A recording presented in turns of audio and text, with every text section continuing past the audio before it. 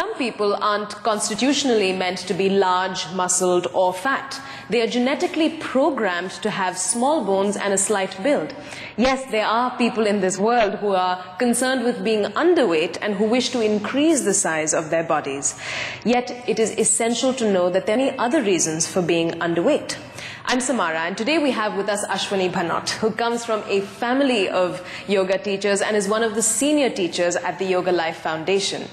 Now, Ashwini, other than being constitutionally small built, what are the reasons that some people are underweight? See, if you see anatomically, what happens is, people don't have a proper functioning of the digestive system. Right. The body is not able to absorb the nutrients, for example. Or somebody might have, worms, right, which can be a reason of being underweight. Right. If you see it mentally, people can be under a lot of fear or stress, which again directly affects the digestive system. Absolutely. What can a regular practice of asana, pranayama and meditation do for someone who's underweight? See, a regular practice of yoga, it will help to bring all the, whatever, if you have any disorders, to bring them in balance. Let's say if your liver is sluggish, it's not working properly. So it will help, it will give a fresh prana, fresh energy, so that it can work onto its optimum level. And then automatically it results that, you have better intake of nutrients. Right. So what should we start with today? We'll start with Vipreet Karani Mudra. Okay. Very simple exercise. So for this, you lie down onto your back with the arms close to the body. First taking 1 or 2 deep breaths, preparing yourself. And then very gently you inhale, you lift the legs up first, then you lift the hips up, and then you bring your hands onto the hips. And you support your body weight with the hands. It's very similar to Sarvangasana, but it has slightly different effect and it's easier to perform. So you hold the asana for 1 or 1.5 minutes. Another reason why this asana is important, because it's also working onto your thyroid glands. And then we slowly come out of the asana by pressing the hands on the floor and slowly rolling down vertebrae by vertebrae.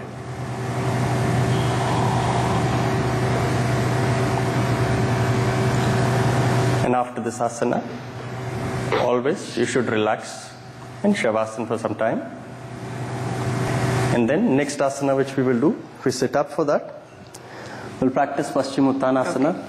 Again, we've done it a few times, but it's one of the most powerful practices. Right. What does this do?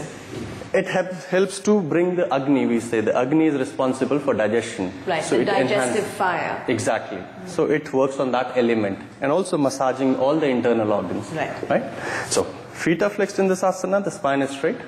You inhale, you stretch the arms up as high as possible, and then as you exhale, you bend from the hips, you go forward, and then hold wherever you feel comfortable. What is important is you don't force yourself, and try and be as relaxed as possible in the asana. And to come out of the asana, you inhale, you stretch forward, and then go up, and then you release. Apart from that, another asana which is also again working on the Agni element is the Dhanurasana. Right, because it puts direct pressure on what they call the Nabhi area. Exactly. Nabhi is the center for the fire element. Right. Yeah. So we'll go onto the abdomen. We lie down. So for this asana, you bend the legs from behind. You catch hold onto the ankles. Knees can be slightly apart. And then very slowly, once you're ready, you inhale, you lift the thighs up, head up, chest up.